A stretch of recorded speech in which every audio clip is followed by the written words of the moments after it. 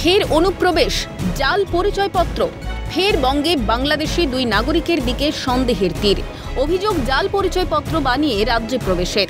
উত্তর 24 পরগনার বাগদার নলডুগারি এলাকার ঘটনা। এমনকি রয়েছে গৃহবধূর উপরও নির্যাতনের অভিযোগ।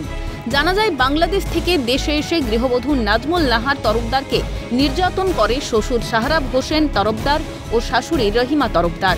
এমনকি দেশে এসে তারা বদলে ফেলে পরিচয়পত্র। রয়েছে দুজনেরই ভারতীয় ভোটার কার্ড।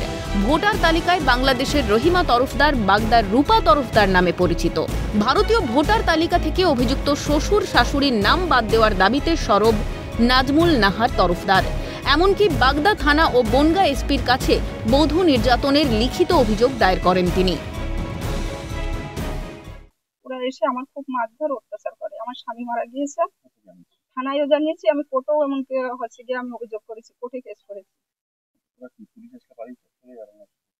হ্যাঁ, বাংলাদেশে যাওয়া আসা করে। এখানে জালি কাগজপত্র করেছে, আধার কার্ড, আই কার্ড করেছে।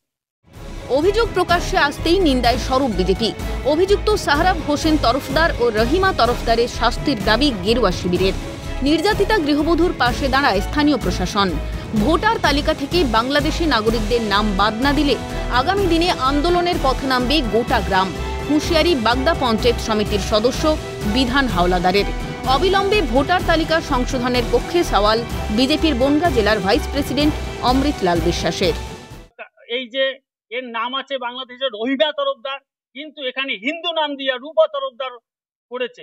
আমরা চাই অবিলম্বে এর ভোটার লিস্ট থেকে নামটা কাটা হোক। আর যদি আমরা এ ধরনের যদি থাকে, আমরা পরবর্তী দিনে বৃহত্তর আন্দোলন করে তুলব। আমরা এটা জানার পরে আমরা বাগদা বিডিও অফিসে, আমরা ইলেকশন অফিসে যে দপ্তর আছে সেখানে অভিযোগ করেছি।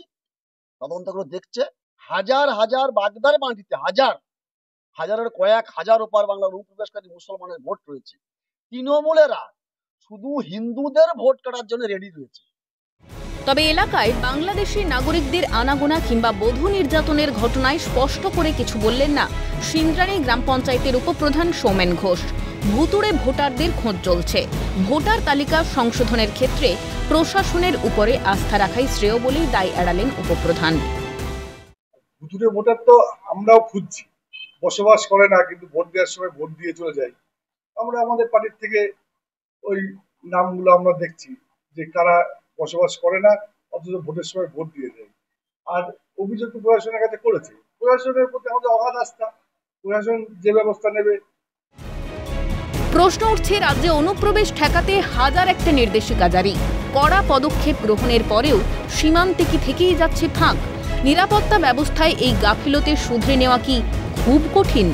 রাজ্যের নিরাপত্তা ব্যবস্থা রীতিমতো ভাবাচ্ছে আম জনতাকে। জ্যোতির্ময় চক্রবর্তীর রিপোর্ট, ক্যালকাটা নিউজ।